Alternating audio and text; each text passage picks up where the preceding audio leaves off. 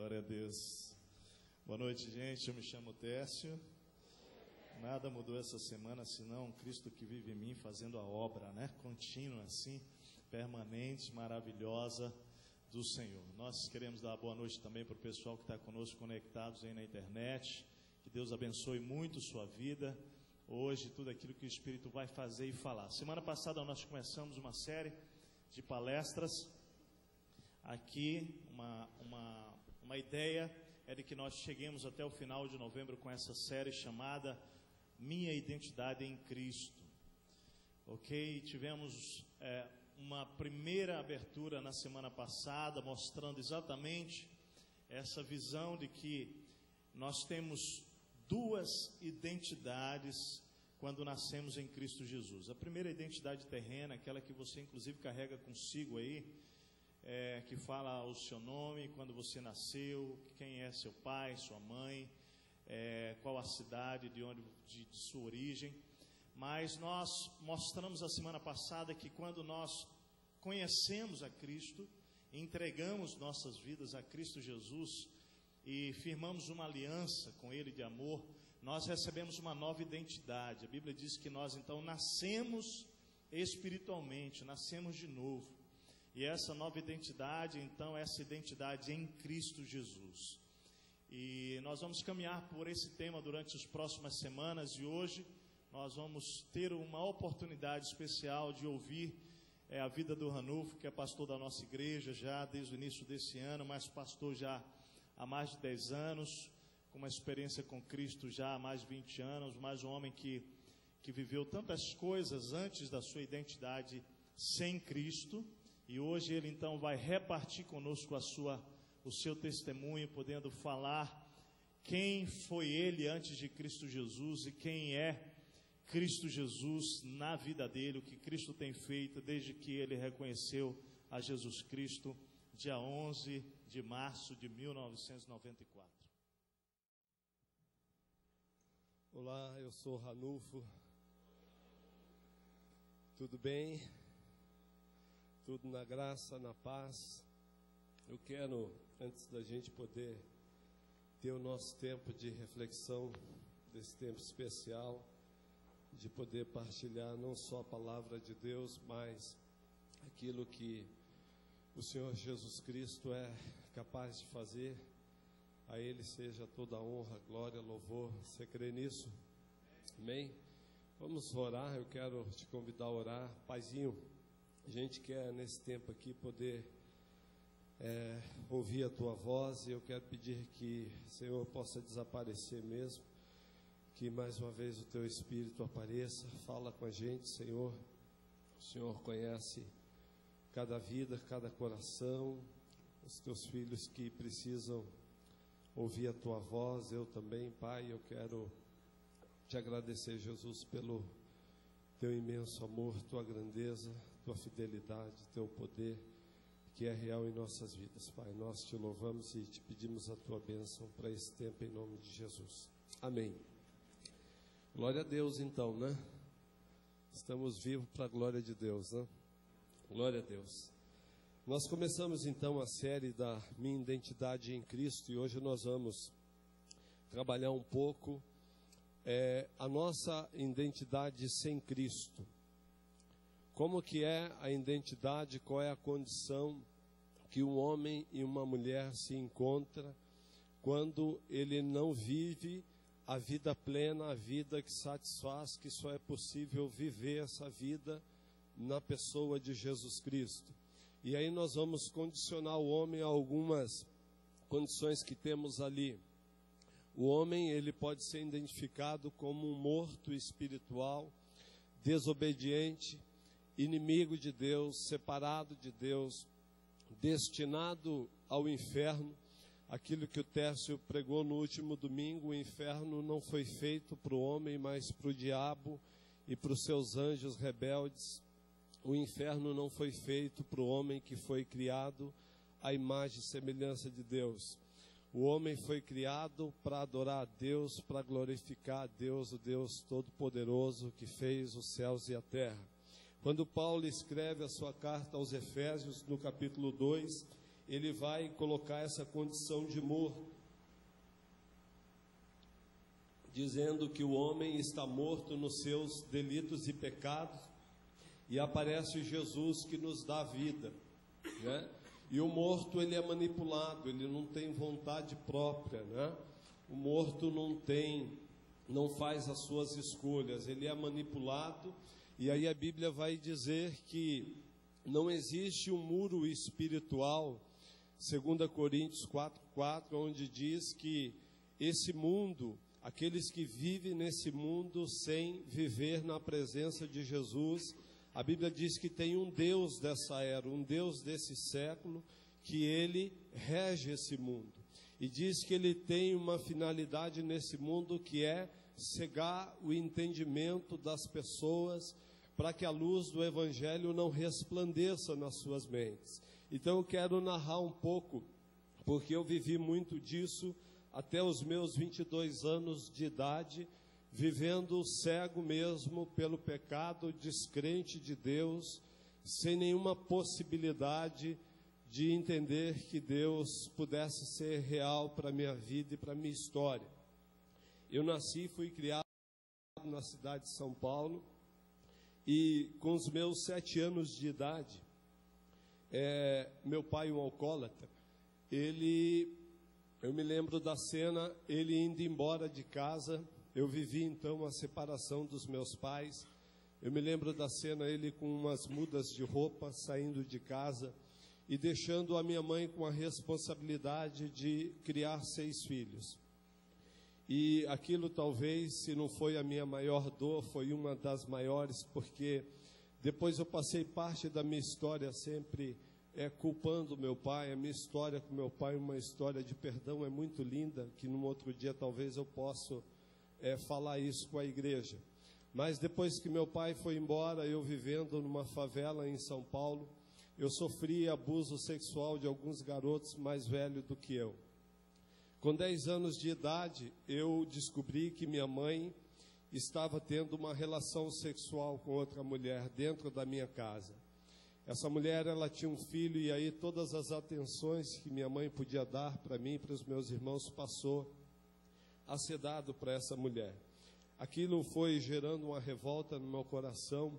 Eu com 10 anos de idade, eu lembro que muitas vezes eu pedi a morte com 10 anos de idade, porque eu não imaginava que alguém pudesse viver aquilo.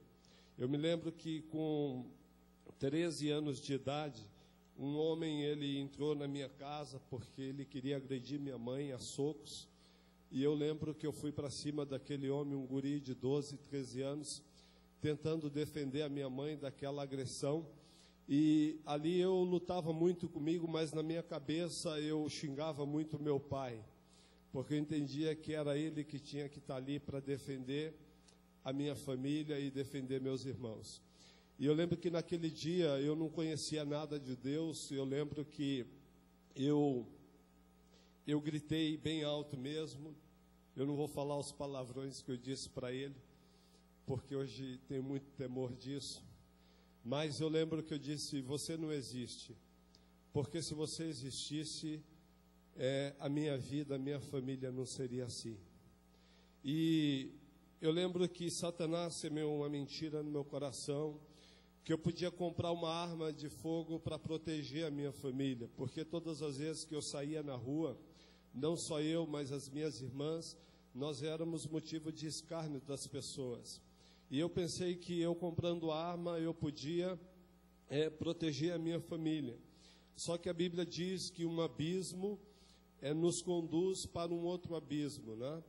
E eu comprei aquela arma e logo também eu já comecei a conhecer as drogas com 13 anos de idade. Comecei com a maconha, aos 14 já conhecendo a cocaína. E nisso o meu irmão, que é um ano mais novo do que eu, ele também ingressou pelo mesmo caminho. Um certo dia, eu com 15 para 16 anos, eu estou me aproximando de casa e eu ouvi um alvoroço muito grande dentro da minha casa. Eram as minhas irmãs que estavam conversando entre elas, e uma dizia: ela ficou louca. E a outra dizia: uma boa notícia, né? Uma boa notícia na família. E uma dizia, ela ficou louca. E a outra, ela chapou de vez. E eu estou chegando e não estou entendendo o que está acontecendo. E aí eu perguntei, o que está acontecendo? Quem ficou maluco, né? Quem ficou louca? O que está acontecendo nessa casa? E uma delas falou, você não está sabendo? A tia se converteu, disse que é de Jesus. Já esteve aqui, pregou para todo mundo.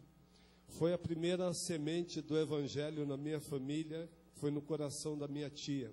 E tem mais, eu já deixou o recado aqui que as ovelhas negras da família vai se converter todo mundo. E o primeiro é você, né? Então todas as vezes que eu ouvia falar da minha tia, eu tentava escapar dela. E minha tia então começou a travar uma guerra, literal mesmo, espiritual, porque eu tinha uma irmã que frequentava um centro espírita, tem uma irmã que na época frequentava um centro espírita, e a minha irmã vinha com uma mensagem do centro espírita dizendo, olha, os guias baixou lá e disse que pode preparar aí uns trocadinhos, porque o Júnior e o Alessandro vai morrer. Júnior sou eu, né? Vocês sabem disso. E o Alessandro é o meu mano, um ano mais novo que eu. Pode separar aí uns trocadinhos aí, porque os dois vão morrer. E aí minha tia contestava a minha irmã dizendo, não, a vida pertence a Deus e enquanto Deus for Deus, eu vou clamar pela vida dos meus sobrinhos. E ficou aquela guerra ali espiritual das duas, e essa minha tia então começou, todas as vezes que nos via, tanto eu quanto meu irmão, começou a falar desse amor de Jesus, e eu só escapando, não acreditava literalmente que Deus existisse. Quando é um determinado tempo, meu irmão, fomos nos tornando dependentes da cocaína, e o meu irmão, numa certa noite, ele estoura um barraco do traficante dentro da favela, e ele rouba as drogas do traficante. Então, o crime, ele tinha algumas regras, se violar a regra, tem que morrer, é isso que diz a lei do crime. E o meu irmão, quando roubou essas drogas, os outros companheiros de bandidagem disse, olha, o teu irmão roubou as drogas, e agora você sabe o que tem que acontecer com ele. E eu disse, onde vocês encontrarem o meu irmão, podem matar, porque ele sabia das regras.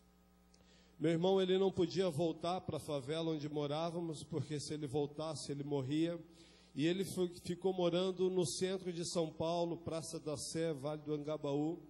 E ali uma missão chamada GEAME, Jesus Ama o Menor, faz um trabalho ali com o meu irmão nas ruas de São Paulo. Meu irmão dependente químico, aquela missão pega o meu irmão e encaminha ele para um centro de recuperação em Rolândia, no Paraná. E lá meu irmão tem a sua experiência com Jesus. Entrega a vida para Jesus e começa também a me mandar alguns recados de que ele tinha encontrado Jesus. E todas as vezes que eu chegava em casa e que tinha algumas cartas dele, eu não queria ler, porque eu achava que o homem virou frouxo, o cara que deixou as armas para pegar na Bíblia, né? E aí então eu fui vivendo na minha vida de bandidagem. Uma certa vez eu fui preso em São Paulo por um assalto, e toda a minha família me abandonou, né? Mas aí essa senhora, essa minha tia, né, mulher cheia de fé, ela sabe do meu prato assim predileto, vou falar para vocês, tá? Se um dia, né? Um macarrãozinho com frango e Coca-Cola, tá? Né, num domingo. Ela tem um toque especial lá no macarrão dela, que é um segredo que é difícil assim de descobrir. Na manteiguinha é diferente. Então todas as vezes que ela chegava ali no cárcere com aquela bolsa, eu dizia, tia, me dá comida, porque a comida da prisão é ruim demais, né? E ela dizia, eu vou te dar, tenha paciência. Primeiro você precisa comer do pão vivo que desceu do céu, né? E abria a palavra de Deus e me começava a citar, tia, vamos que eu estou com fome, né? E ela não mais escuta, né? E começava a citar alguns textos da palavra de Deus. E quando é um determinado dia ela disse, por que você não faz um voto com Deus, né? Eu, tá, como é que funciona esse negócio? Ela disse, olha, você pede algo que é bem difícil para Deus, para Ele fazer por você, e depois que ele fizer isso, você entrega a sua vida para ele. Eu falei, então tá fácil, tia, tá feito o voto. E ela disse, não, não é bem assim não. Dobra o teu joelho, aqui no pátio da prisão. Eu falei, tia, aqui não, né? Pega mal no meio da bandidagem, vamos ali dentro, ali do xadrez. Não, aqui. E eu, né, vamos. E ela dizia, né, vocês não dizem que palavra de bandido não tem curva, né? Então dobra o teu joelho aí, né?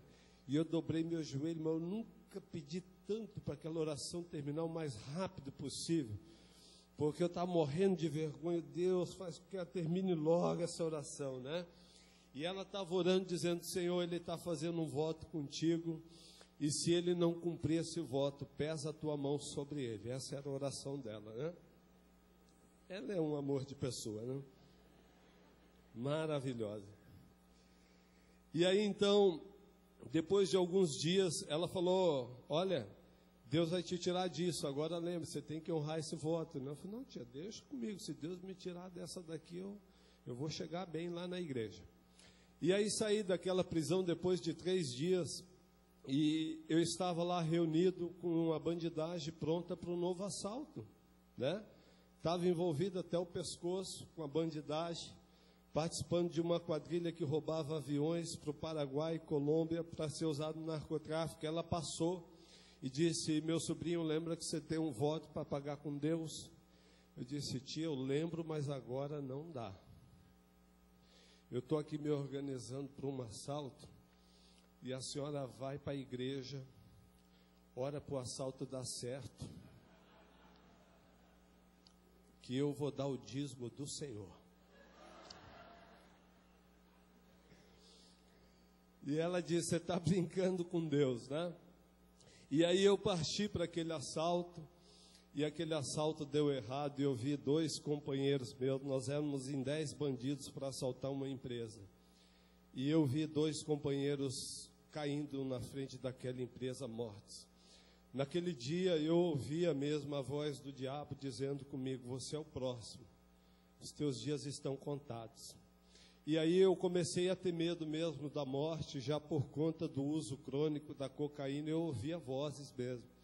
E eu sabia mesmo, eu sabia que os meus dias estavam contados, eu estava sentindo a morte. E em São Paulo eu estava vivendo uma crise de que ou eu saía de São Paulo, ou eu ia morrer. E aí eu namorava uma moça, né? Ela muito, sinceramente, bem intencionada, é isso, Té? Sinceramente errada, né? Ela falou, olha, eu conheço um lugar que vai dar jeito na sua vida. Eu disse, onde que é esse lugar? É um centro de macumba. Eu falei, então vamos nessa aí. Estou nessa, né? Como é que vai ser lá? Ela disse, não, você vai tomar uns passes lá e você vai ficar legal. Eu falei, então tá bom. Eu fui com aquela namoradinha naquele centro espírita, né? E quando eu cheguei lá, estou vendo aquela fila, cada um ali esperando o seu momento. Quando chegou a minha vez, aquela senhora, sinceramente errada, né? Mas começou ali a fazer todo o seu ritual, todo o seu trabalho. E vai, e demora, e passa uns 5 minutos, 10. E eu falei, e aí, não vai descer nenhum santo? E ela disse, pois é, não desce e não sobe, né? E eu falei, eu fico do mesmo jeito, né? Eu saí daquele lugar muito frustrado, porque eu disse para aquela namoradinha, olha, eu te falei que nem um diabo quer negócio comigo, né? E aí depois contratei um macumbeiro mesmo. Levei ele lá na minha casa, preparei um quarto lá e falei, cara, faz aí um trabalho forte aí para ver se me liberta disso, né? Porque a coisa está feia. E a mesma coisa, fez lá não sei o que, e nada, né? E aí eu fui vivendo então essa crise, mas com muito medo da morte. E eu me lembro que um dia eu estava fugindo de uma situação em São Paulo, eu não contei isso pela manhã. E na minha cabeça era o seguinte, eu tinha que dar cabo da minha vida naquele dia. E eu falei, eu vou me suicidar na Avenida Ibirapuera, em frente ao shopping. Eu vou me jogar na frente de um daqueles ônibus que passa ali a milhão, e eu vou dar cabo da minha vida. E quando eu estava descendo um escadão da favela, eu me lembrei disso hoje à tarde, Tércio, que um irmãozinho me entrega um folheto, né?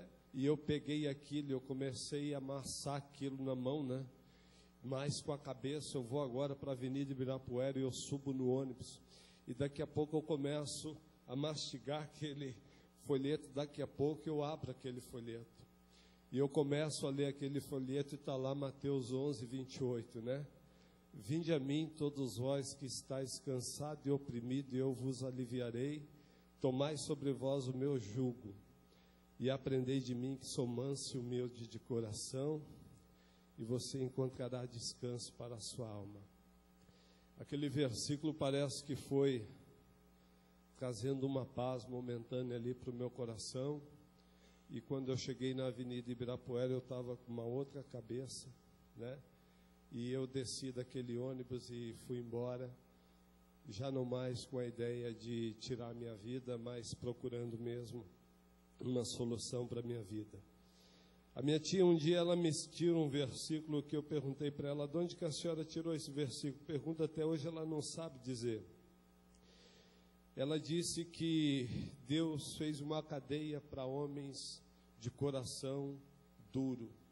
Ezequiel 7, 23 e 24, que diz, olha, fazei uma cadeia porque a terra está cheia de crime, de sangue e de violência, e eu farei habitar nela os piores da terra, para que cessem a sua arrogância. Ela traduziu para mim do jeito dela, olha, a cadeia é uma olaria de Deus, onde Deus pega esse barro e dá aquela amassada, né? E eu então estava sofrendo perseguição em São Paulo, por polícia civil, militar, federal e justiceiro. E justiceiro eram pessoas contratadas para matar assaltantes.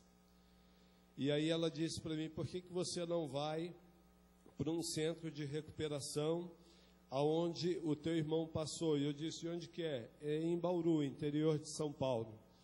E eu disse, tudo bem, só que na minha cabeça, eu com 46 quilos, eu falei, bom, preciso sair de São Paulo para deixar a poeira dar uma baixada e depois eu volto de novo, arrebentando a boca do balão de novo, porque eu não acreditava mesmo que Deus pudesse fazer algo por mim. Quando eu cheguei nesse centro de recuperação com 46 quilos, alguns obreiros precisou me ajudar porque eu estava muito fraco mesmo. Alguns dias sem dormir por conta do uso da cocaína. Eu disse de manhã que eu sobrevivi a 3 overdoses, de ver mesmo a morte de perto. E quando eu cheguei nesse centro de recuperação, eles me deram uma lista dizendo, olha, aqui você não pode isso, isso e isso. Você fuma? Eu falei, só 3 maços de cigarro por dia. Você bebe tudo, uísque, cerveja. Qual a droga que você usa? Eu falei, eu uso pó até umas horas. Pois é, aqui você não vai poder usar nada, aqui tem horário para levantar, tem horário para orar, tem horário para comer, né? E eu fiquei pensando comigo, bom, é só 5 dias, né? E aí a gente cai naquilo que a Bíblia diz, que os nossos pensamentos não são os pensamentos de Deus, e que nem os nossos caminhos são os caminhos de Deus. Deixa eu voltar ao filme aí, coloca o Abraão aí. Antes de ir para esse centro de recuperação, na favela onde eu morava, tinha um crente da igreja da minha tia. O nome dele é Abraão. Nome de fé, né? Só pelo nome, né? E o Abraão, ele vendia algumas bugigangas dentro da favela. Ele vendia, bugigangas não, né? Mais respeito com as donas do lar, né? Acessórios de cozinha. Melhorou? Glória a Deus, né? Então, ele vendia acessórios de cozinha, o Abraão. E o Abraão, todas as vezes que ele transitava nos corredores daquela favela, o Abraão, ele direcionava uma palavra para mim. Olha, de longe, né? Porque ele disse que tinha medo de chegar perto. Mas ele dizia de longe, olha, Jesus te ama e tem uma obra na tua vida. Um dia que ele falou isso, meu coração se encheu de ira, assim, sabe? Capeta mesmo, né? Eu falei assim, eu não vou matar esse irmão porque ele é da igreja da minha tia, né? E isso vai dar um barulho terrível lá em casa. Mas, e o companheiro do meu lado, eu disse, a próxima vez que ele falar que Jesus me ama, eu vou dar uns tiros pro alto. Essa favela aqui vai virar uma cozinha, porque vai ser tapete, balde para um lado, né? E aí o companheiro que estava do meu lado disse, eu quero ver mesmo se você vai acelerar o irmão. Acelerar no crime era pôr para correr, né? E eu disse, deixa comigo, se ele falar que Jesus me ama, eu acelero ele, né? E aí vem lá um dia o Abraão entrando pelos corredores da favela, e ele para naquele corredor, e ele direciona essa palavra para mim, Júnior, Jesus te ama, né? E eu, achando que estava armado, né? Eu pensei em pôr a mão na arma, porque eu queria mesmo assustar o Abraão, né? Mas naquele dia eu fui surpreendido pelo poder do Espírito Santo, né? Eu não tenho outra explicação para isso. Eu fiquei paralisado da minha cintura para baixo, e eu fui tomado de um temor tão grande. E era como se uma voz dissesse comigo, olha, com esse homem aí você não pode mexer. E o companheiro que estava do meu lado dizendo, e aí, você não vai acelerar o irmão? E eu disse, deixa esse crente para lá, né? Todas as vezes que ele quiser falar que Jesus me ama, não vai afetar em nada mais. E aí lá veio Abraão nos outros dias, Jesus te ama, e eu caí na graça de dizer amém.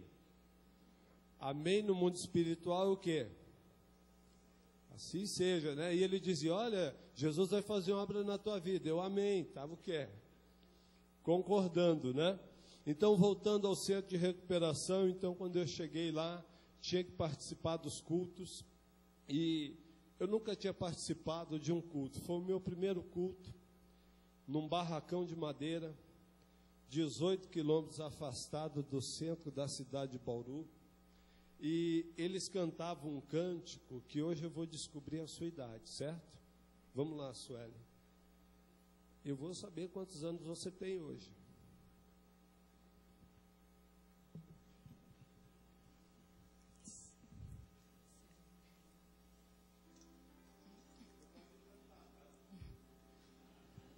Porque esse é o sinal que eu vou identificar a tua idade.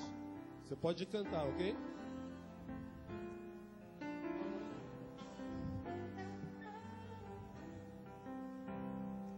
Se as águas do mar da vida quiserem te afogar, segura na mão de Deus e vá. Se as tristezas desta vida quiserem te sufocar, segura na mão de Deus e vá. Segura na mão de Deus, segura na mão de Deus, pois ela te sustentará. Não temas, segue adiante e não olhes para trás. Segura na mão de Deus e vá. Você cantou, né? Então eu sei mais ou menos quantos anos você tem. Glória a Deus por isso. Quando eu ouvi esse cântico, no meu conceito, homem não chora, né, naquela época. E aí eu vi que começou a descer uma lágrima. Como foi forte essa música. E eu ouvi uma voz que falou comigo naquele cântico, você quer segurar nas minhas mãos agora?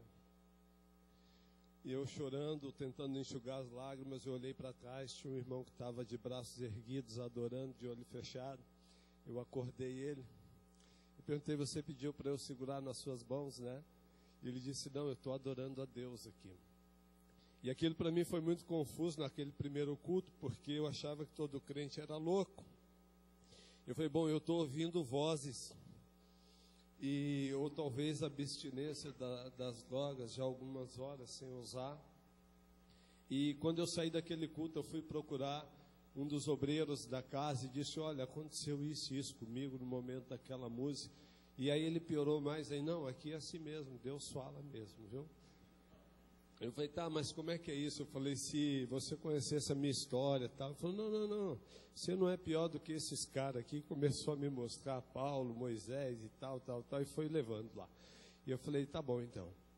E eu sabia que crente era bom de lábia, né? E eu peguei e falei, bom, já que é assim, se eu ficar muito tempo nessa casa aqui, eu vou me converter mesmo, eu tenho que ir embora. E aí eu falei, bom, mas como é alguns dias, eu vou segurar a onda, porque eu sei que as coisas não estão boas para mim em São Paulo, e se eu sair agora, eu posso morrer lá, então eu vou ficar alguns dias aqui. Eu falei, eu vou ficar 5 dias nessa casa. E todo dia, todos os dias, algum interno ia na frente no momento do culto e dava o seu testemunho. E alguns piores do que eu.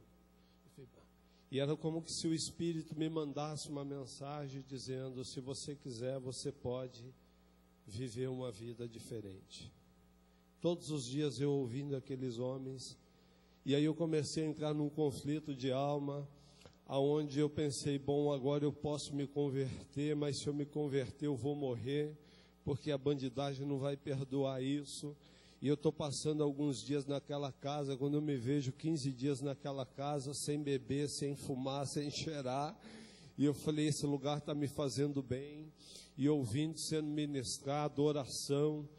E aí eu comecei a viver aquela luta. Quando eu estava com 31 dias naquela casa, eu amanheci um dia muito angustiado, dia 11 de março de 1994. Eu arrumei as minhas coisas, decidido a ir embora daquele centro de recuperação. Eu fui tomado mesmo assim por um desejo de ir embora, e era como se algo quisesse me tirar de dentro daquele lugar com muita força, e eu fui comunicar àquele obreiro de que eu estava tomando essa decisão de ir embora. E ele disse para mim, Ranulfo, você pode ir embora, mas antes de você ir embora, eu só quero fazer apenas uma coisa por você. E eu disse, tá, o que é? Ele falou, olha, eu só quero fazer uma oração pela sua vida.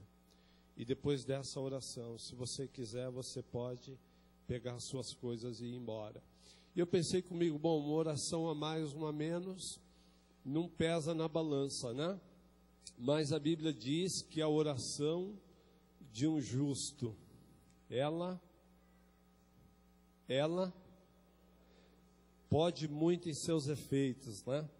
E ele me levou para um lugar isolado daquela chácara, e quando ele começou a orar pela minha vida, eu costumo dizer que foi a oração que mudou a minha vida. Ele me abraçou, que coisa, né? O amor, né? Por alguém desconhecido. Enquanto aquele irmãozinho orava pela minha vida, o que mais me impactava era como que alguém que não conhecia a minha história, a minha vida, estava derramando tanto amor por alguém desconhecido. E eu lembro de algumas frases dele na oração, quando ele dizia, Senhor, o Ranulfo não foi criado para ser bandido, marginal, viver em capa de jornal. Ele foi criado para glorificar o teu nome, para testemunhar do teu amor, do teu poder. E aquilo foi quebrantando o meu coração, e quando eu me peguei, eu estava chorando no ombro daquele obreiro. E eu não sei quanto tempo durou aquela oração, mas eu sei que quando ele terminou, eu estava decidido mesmo de entregar a minha vida para Cristo. E eu disse para ele, Salviano, eu quero entregar minha vida para Jesus. E ele disse, ok, então eu quero orar com você. Eu falei, não, me ensina a orar que eu quero começar bem, né? E ele disse, olha, Ranulfo, toda oração você fecha ela em nome de Jesus, né? E me ensinou a orar. E eu disse para ele, eu quero agora um tempo só. E eu peguei uma Bíblia que meu irmão tinha me mandado, e eu fui para dentro de um canavial, dentro daquela chácara, e eu me lembro que eu dobrei o meu joelho no chão, e disse, Deus, eu não sei o que o Senhor quer fazer com um homem de 46 quilos, né? Mas se o Senhor mudar a minha história, se o Senhor me libertar e quebrar as correntes que me prendem, eu vou testemunhar do teu amor, da tua grandeza, por onde quer que eu for. eu nunca vou ter vergonha de falar do teu poder, Jesus. E aí o meu primeiro versículo bíblico que eu li, a primeira vez que eu fui me deparar com as Escrituras, foi no livro de Deuteronômio, capítulo 30, verso 19, que diz: hoje eu invoco o céu e a terra como testemunha contra vocês, de que coloquei diante de vocês a vida e a morte, a bênção e a maldição. Agora escolha a vida, para que vocês e seus filhos vivam, e para que vocês amem o Senhor, o seu Deus, e ouça a sua voz e se apegue a Ele firmemente. Esse versículo foi chave para a minha vida. Eu entendi com muita clareza, não precisou de pastor do meu lado, que aquele dia Deus estava dizendo para mim que eu tinha diante dele vida e morte, bênção e maldição. E Deus estava me dando o conselho: escolhe a vida, para que viva tu e os teus filhos. E aí, quando eu terminei aquela oração, eu desfiz as malas, e aí resolvi abrir mesmo o coração para Deus, de querer mais de Deus, e de querer conhecer Jesus. Quando eu estou com 6 meses naquele centro de recuperação, eu recebo uma intimação. Eu tinha roubado o avião da companhia Nestlé em São Paulo, e eu precisava vir a São Paulo para poder comparecer no fórum, e de Bauru a São Paulo são 4 horas de viagem. Quando eu estava dentro do ônibus, eu fui tomado assim de medo mesmo. Uma voz disse comigo: olha, se você falar para os seus companheiros que você se converteu, eles vão matar você. E aí começou a vir uma série de situações que eu tinha vivido na bandidagem, e eu fui tomado de um medo tão grande, e eu naquele medo eu pedi para que Deus me desse uma palavra dele mesmo, para que eu pudesse resistir àquilo ali. E eu me lembro de ter lido Mateus capítulo 10, o verso 32 e 33, que diz: portanto, todo aquele que me confessar diante dos homens, eu também o confessarei diante do meu Pai e dos seus santos anjos. Mas aquele que me negar diante dos homens, eu também o negarei diante do meu Pai e dos seus santos anjos. E aí estou eu lá, chegando próximo da favela onde morava, e está lá em direção, a um lado a minha família, e no outro a bandidagem. Eu estou chegando e estou me perguntando para onde que eu vou primeiro, E o Espírito falou: olha, você já foi homem para assumir tanta coisa, agora assume que eu estou mudando a tua história de vida. Eu falei: então é para a bandidagem primeiro, E quando eu cheguei próximo da bandidagem, estavam alguns deles lá, e alguns falando, na linguagem do bandido: ah, mas você sumiu, o que aconteceu, cara? Você está diferente, engordou, E eu falei: pois é, cara, agora eu estou num outro negócio aí, Um negócio diferente. E eles disseram: tá, mas o que aconteceu? Nós temos alguns assaltos, algumas coisas para fazer. Eu falei: então, agora eu estou em outra, E o que você tem aí nessa bolsa aí? Eu falei: olha, eu estou com uma pesada aí que vocês não conhecem ainda. Como assim? Que pesada que é essa? É calibre 12, é 44? Eu falei: é fraca, Eu estou com a 66. Pô, mas essa nós não conhecemos. Eu falei: pera aí que eu vou apresentar para vocês, Quando eu abri a bolsa, que eu tirei a Bíblia, Ah, não. Você vai roubar é a igreja. Porque nós estamos sabendo que os crentes têm dinheiro e você quer roubar a igreja. Que conversa é essa, cara, de Bíblia? Eu falei: não, Jesus mudou meu coração. Eu sou de Jesus agora, vocês não me chamam mais para nada de errado, porque agora eu vou viver minha vida para Deus. E eles começaram a me falar os nomes dos meus inimigos, dos justiceiros. Eu falei: eu não tenho mais inimigo, é tudo de Deus. Não, mas eu quero ver Deus te livrar do fulano de tal, E eu não contei isso de manhã, várias situações em São Paulo, depois de convertido, eu cruzar com alguns inimigos da bandidagem, eu convertido, passar pela pessoa, eu reconhecer a pessoa não me reconhecer. Glória a Deus, O Espírito cega, quando Ele quer, Té?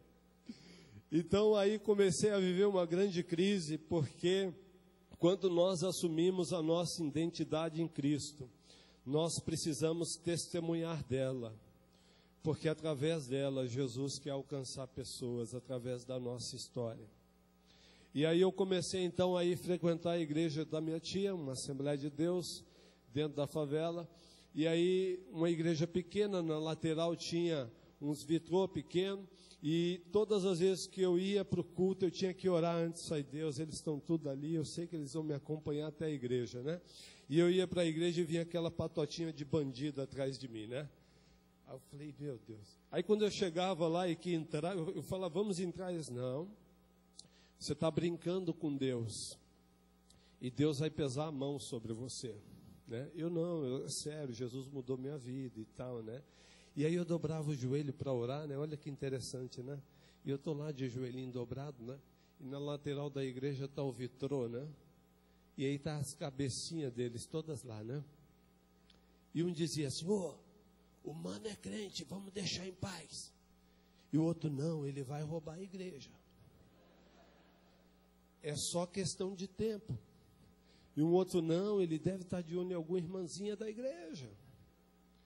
Eu sofri essa perseguição durante 6 meses, né? Foi muito difícil. E aí eu fui condenado, então, a 7 anos de prisão. E aí eu vivi, talvez, um dos momentos mais decisivos da minha vida com Deus, que era ou viver como foragido ou assumir o que Deus tinha para a minha vida. E eu sabia que o que Deus tinha era me entregar para as autoridades. Só que aquilo era loucura na época. A pessoa está preso, quem está preso quer sair, quem está fora está pedindo para entrar, né? Eu dizia, Deus, isso não vai dar certo, né? Eu vou morrer se eu bater na porta da cadeia e dizer que eu quero pagar a minha pena. E aí eu me lembro que essa minha tia, ela me chamou e falou, senta aí que eu vou cantar uma música para ti, né? E ela cantou, né? Com os olhos cheios de lágrimas. Não desanime, Deus proverá, Deus cuidará de ti. Só precisou isso, só. Glória a Deus, né? Eu falei, titi, eu vou, né? Pela fé no Senhor eu vou. E para a glória do Senhor, eu me entreguei no ano de 1995, 98, por bom comportamento. Eu saí da prisão, Deus nos deu um privilégio de montar uma igreja dentro da prisão, porque onde abundou o pecado, superabundou a graça de Deus. E eu me lembro que em um dos dias, dentro daquela prisão, como que é interessante, né? Que o perseguidor, ele tem hora que ele é perseguido, né? Tinha um preso que ele disse que se eu continuasse pregando o evangelho dentro da prisão, ele ia me matar. E eu disse, não faz isso comigo, né? Eu sou de Jesus, né? Ele disse, não, eu vou te matar porque eu estou incomodado com essa cantarola aqui, essas pregações, né? E eu disse, não, eu falei, olha, ele disse, se você dormir, eu vou te matar. E aí viveu aquela crise, né? Das duas identidades, de que uma voz dizia, pô, você pode resolver isso, né? De outra forma. E a voz dizia, não, isso não te pertence mais, você é de Jesus, né? E eu orei naquele dia, Senhor, eu estou entregando minha vida para Ti, e eu quero dormir o sono do justo nessa noite aqui, né? E aí fui dormi muito bem. Eu li o Salmo 4, que em paz eu me deito e logo pego no sono. Quando o dia amanheceu, ele me procurou e falou, olha, eu preciso falar com você. E eu disse para ele, não, se foi aquilo que aconteceu ontem, fica tranquilo, está tudo... Não, você não está entendendo não, cara. Essa noite aí eu ia em direção da tua cama porque eu queria te matar mesmo, queria te dar umas espetadas de faca. Mas quando eu fui na direção da tua cama, eu vi um homem todo de branco deitado do teu lado, né? E eu disse, então vem cá que eu quero te falar quem que é esse homem, né? Esse homem é Jesus Cristo. Foi Ele que me mandou para esse lugar para fazer a vontade dEle na terra. Depois que saí da prisão, né? Eu falei, quero casar agora, né? Glória a Deus. E vocês sabem que toda igreja, né? Toda igreja tem aquele irmão que ele é engraçadinho, né? Sim ou não? Aqui não é diferente, viu? Tem vários deles, né? Tem uns que estão com medo agora. E tinha um que falava para mim assim: Ranulfo, você não vai casar. Eu disse: mas por quê? Porque você é cabeçudo, você é cabeça chata, né? Eu disse: não, mas Deus pode cegar a mulher que vai casar comigo. E depois que casar, Ele revela a feiura. Glória a Deus, né? E aí, quando é um dia, vou contar alguns segredos aqui, tá, gente? Olha só, hein? Abrindo o coração mesmo. Não foi eu que cantei ela não, viu? Não foi. Um dia eu estou saindo da igreja, eu estou vendo, né, aquele olhar diferente, né? E o irmãozinho do meu lado: você viu, eu não te metes. E eu estou vendo aquela moça, né? E eu descobri que a moça era costureira, né? Obrigado, viu, Marcelinho? Eu descobri que a moça era costureira. Aí eu falei: então vou comprar 4 calças. Chegar bem lá, né? Fui comprar as 4 calças, cheguei na loja, a moça: não, aqui nós fazemos a barra. Eu falei: não, fica tranquila, eu tenho uma costureira bacana aí, que vai fazer esse trampo para mim. E aí cheguei um dia lá na casa da tia dela, né? Ela toda timidazinha na máquina, né? Eu falei: olha, eu estou precisando aqui dessas calças, fazer a barra, né? Eu tenho alguns compromissos aí para pregar, né? Tá, né? E aí eu acho que ela tremeu um pouquinho as pernas, que errou, né, irmão? As 4 barras, né? Errou tudo. Eu perdi as calças, mas ganhei a costureira, para a glória de Deus, né?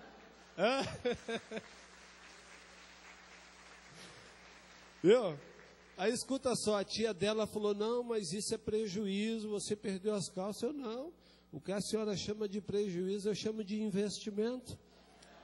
É isso, né? E aí foi coisa linda, assim, graças a Deus, para a glória de Deus.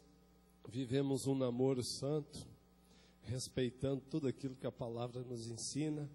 Casamos para a glória de Deus. 2003, Deus me deu o privilégio de ter a minha princesa Sara, a nossa, né? 2005, nosso Sami. Está aí a foto deles. Essa é... Depois do Senhor Jesus, essa é a minha maior riqueza, né? Eu decidi que eu vou viver o resto da minha vida para amar a minha família, né? E eu falo para eles às vezes falam: pai, você beija demais, né? Eu falo: papai não teve isso quando era pequeno e fez falta, então eu tenho que encher vocês de beijo e de abraço.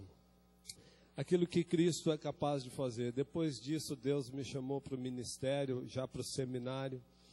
Eu fiquei quase 12 anos pregando dentro das unidades da FEBEM em São Paulo. Quando vocês presenciaram algumas daquelas cenas de São Paulo, FEBEM, rebelião, e em algumas delas a missão estava ali, nós estávamos ali pregando o Evangelho, anunciando Jesus, que Jesus liberta e salva. Deus faz isso com a nossa história. Viver a nova identidade em Cristo é sair daquela condição na qual o Tércio pregou no último domingo.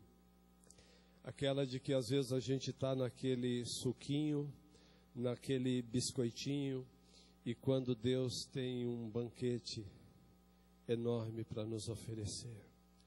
Viver essa vida em Cristo. 2003, eu conheci uma escritora da Suíça, onde ela ouviu a minha história e falou: Ranulfo, a tua história precisa ganhar o mundo. Você me autoriza a escrever? Eu falei: pode escrever, né? E para a glória de Deus, essa história tem transformado vidas, né? Eu estive na Suíça em 2009, hoje o livro está na Suíça, Alemanha e França, até 2015, indo para Portugal e Itália. E eu estive em 2009 na Suíça, eu estava pregando e eu percebi que tinha um adolescente, que ele estava sentado bem próximo de mim, e quando terminou, ora ele ria, ora eu via que saía lágrima dos olhos daquele adolescente. E quando terminou aquela mensagem, a intérprete falou: olha, ele quer falar contigo. E aí começamos a conversar, nos apresentamos, e ele falou assim: olha, diz para ele que eu me converti lendo a história dele. Aí eu perguntei, tá, então me fala, como é que é a minha história, o que você achou interessante? Impressionante, gente, como ele sabia de detalhes e me perguntava algumas coisas. Mas eu disse, tá, mas como que o livro foi parar na tua mão? Como que chegou, os teus pais compraram para você? Como é que foi isso? Ele falou, não, é porque na escola onde eu estudo, eu estava muito indisciplinado, rebelde. Então lá na minha escola, um garoto rebelde indisciplinado, ele tem que ler a tua história. Eu falei, bah! E ele disse que entregou então a vida para Jesus lendo o livro. E eu fiquei pensando que Deus poderia usar qualquer história para alcançar a vida daquele adolescente. Mas a gente não tem dimensão de onde Deus quer nos levar. Quando nós assumimos de fato a nossa identidade em Cristo. O que Deus quer fazer com a tua história, com a tua vida, com a tua casa, com teus filhos, quando nós resolvemos assumir de fato a nossa identidade em Cristo. Quando a gente deixa de viver o conflito daquilo que é mais vontade de Deus do que vontade humana. Para qual identidade nós vamos viver? Foi a pergunta que ficou no ar no último domingo. E eu disse hoje pela manhã e quero reforçar isso hoje à noite. Eu quero viver minha vida para esse Deus. Porque quando a minha vida era um trapo, um lixo, foi esse nome sobre todo nome, o nome de Jesus, que fez toda a diferença para a minha história. Se hoje eu celebro a Deus, a vida da minha família, dos meus filhos, isso só é possível porque toda a glória e honra é dele, é de Jesus. Então eu quero concluir esse tempo nosso convidando você a ficar em pé. Eu não sei de que forma você chegou aqui hoje. Eu sei que tem algumas pessoas que foram convidadas para estar aqui. E uma das coisas ou a coisa mais importante na vida, é você saber quem é o teu Senhor, para quem você vive. E a decisão mais importante que um homem e uma mulher pode fazer na vida é ter a certeza de que ela pertence ao Deus Todo-Poderoso, ao Senhor dos céus. A Sueli vai ministrar um cântico, e enquanto ela ministra esse louvor, eu quero desafiar você que ainda não tem certeza desse Jesus fiel, esse Deus poderoso para mudar e transformar qualquer história, esse Deus que é capaz de tirar o homem do monturo de lixo e fazer esse homem se assentar entre os príncipes.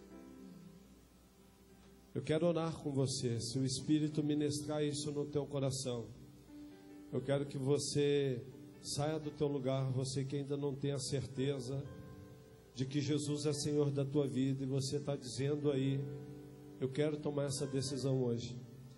Eu quero entregar minha vida para Jesus. Eu quero que Ele seja Senhor da minha vida. Enquanto a Sueli vai ministrando, você pode sair e vir. Mas eu não quero só fazer esse desafio. Eu quero fazer um outro desafio para você que está vivendo o conflito de identidade.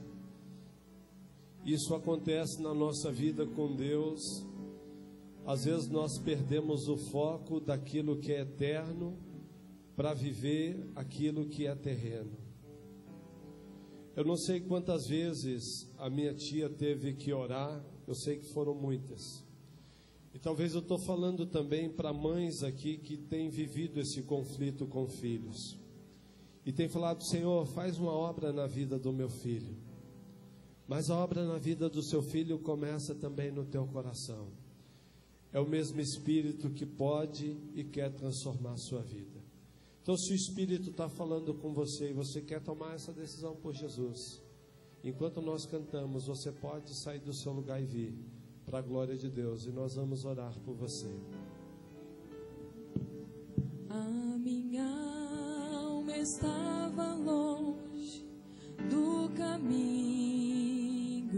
do céu. Eu era pobre, perdido, pecador. Alguém, por favor, abraça essa amada aqui. Mas Jesus já transformou minhas trevas em luz, quando Ele estendeu a sua mão para mim. Quer sentir o toque do Pai? Quando Jesus estendeu a sua mão, quando Ele estendeu a sua mão para mim, eu era pobre, perdido, sem Deus, sem Jesus. Quando Ele estendeu a sua mão para mim, agora me regozijo desde que o aceitei, e na tempestade eu posso sossegar, pois com Ele estou liberto do perigo e do mal. Quando Ele estendeu a sua mão para mim, quando Jesus estendeu a sua mão, quando Ele estendeu a sua mão para mim, eu era pobre, perdido, sem Deus, sem Jesus. Quando Ele estendeu a sua mão para mim. A palavra de Deus diz: não resista se o Espírito está falando com você. Se é o Espírito que está falando, se quebrante agora e venha. Permita, o Espírito não precisa de muito espaço, ele só precisa de uma brecha no teu coração para escrever uma nova história na sua vida. O Espírito só precisa de uma brecha no teu coração para escrever uma nova história na sua vida. Paizinho, nós queremos te pedir pela vida dos teus filhos aqui na frente. O Senhor conhece cada vida, cada história, Deus. O Senhor sabe aqueles que estão vivendo o drama de precisar do Senhor, Deus, de precisar do teu toque. Pai, remove agora todo o peso do pecado e, ó Deus, traz a tua paz. Troca agora, Senhor, o jugo pesado pelo fardo leve, Deus. Pai, no nome de Jesus, que haja libertação dos vícios, ó Deus, da promiscuidade, das drogas. Pai, em nome de Jesus, manifesta a tua graça agora sobre o teu povo. Ainda aqueles que não tiveram coragem de vir à frente, mas que o teu Espírito possa tocar aí e falar. Senhor,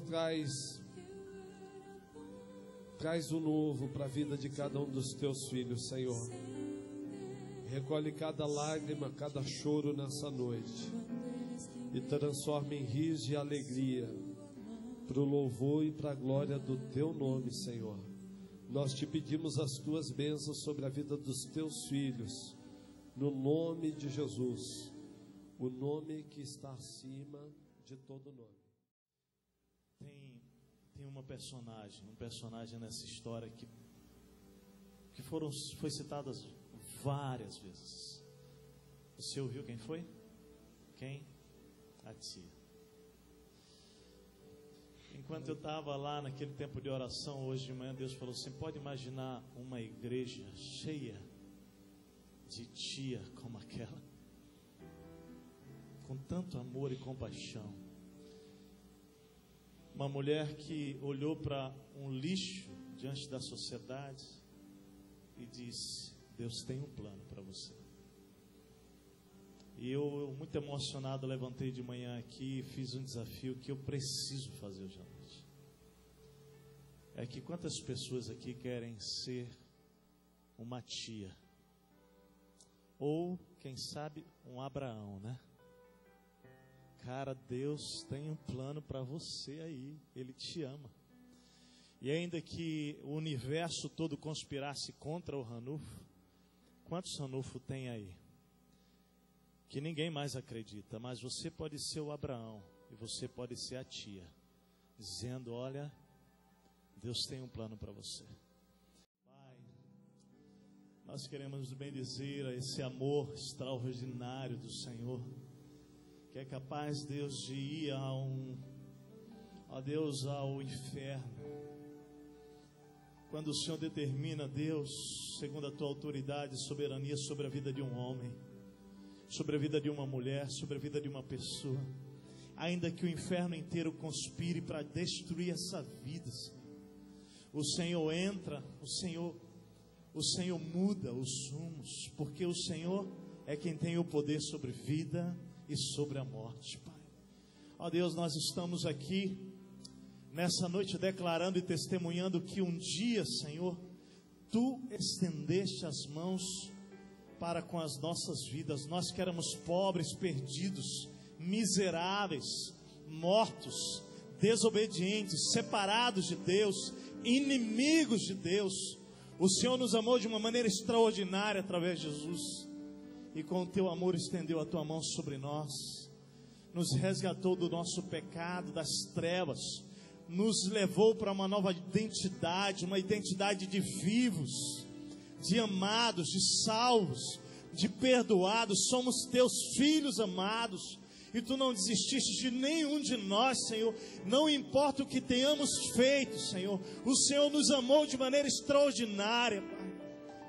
E da mesma maneira, Senhor, que Tu nos estendeu a mão, Senhor, nós queremos como igreja estender as nossas mãos, Senhor, nessa cidade, na direção de pessoas que o mundo desistiu, ó Deus, na direção de pessoas que o inferno tem tentado destruir e roubar a alma. Nós queremos estender as nossas mãos, Senhor, para os nossos amados vizinhos, para os nossos colegas de trabalho, para o abandonado, para o estrangeiro, para o rejeitado, Senhor, para o bandido, Senhor, para o pior de todos aos olhos dos homens, Pai, sabendo, ó Deus, que o Senhor ama a todos da mesma maneira, Senhor.